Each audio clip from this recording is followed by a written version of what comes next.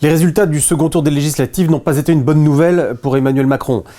Sa majorité a fondu comme neige au soleil. C'est au total, et avant tout, l'échec électoral de la Macronie. La coalition Ensemble, qui réunit Renaissance, le Modem et Horizon, ne réunit que 245 députés. C'est insuffisant puisque la majorité absolue à l'Assemblée nationale est à 289. Le président se retrouve donc avec une majorité relative.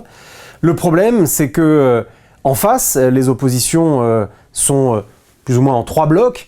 Le premier bloc, c'est celui de la NUP. Immense fierté, parce que nous avons déjoué tous les pronostics. Ensuite, il y a le Rassemblement national, qui fait une entrée fracassante à l'Assemblée nationale avec près de 90 sièges. Un très puissant groupe parlementaire de députés Rassemblement national à l'Assemblée.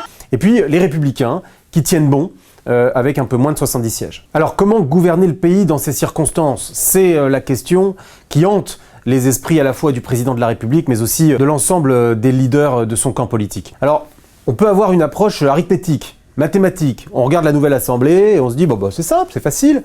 Il suffit que le camp du président de la République fasse une alliance, scelle une alliance avec les Républicains. Et ce faisant, il y aurait donc ce chiffre magique de 289 dépassé, et donc la majorité absolue. Oui, mais la politique, ce n'est pas de l'arithmétique. Les Républicains qui viennent d'être élus ou réélus à l'Assemblée nationale ont fait campagne, se sont construits depuis 5 ans dans une opposition totale à Emmanuel Macron. Pour ce qui nous concerne et ce qui concerne les Républicains, nous avons fait campagne dans l'opposition, nous sommes dans l'opposition et nous resterons dans l'opposition. Donc maintenant, ce qu'on regarde, c'est quelle initiative peut prendre Emmanuel Macron? Quelle initiative politique? Que va-t-il faire? Va-t-il maintenir Elisabeth Borne? Les Insoumis demandent à ce qu'elle parte, le Rassemblement national également. Et je ne vois pas dans ces conditions comment Madame Borne peut rester à la tête du gouvernement.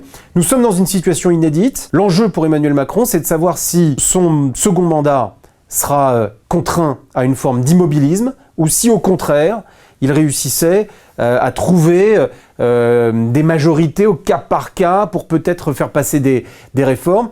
Mais en ce jour d'après le second tour des élections législatives, il n'y a pas de solution évidente qui s'offre au président de la République.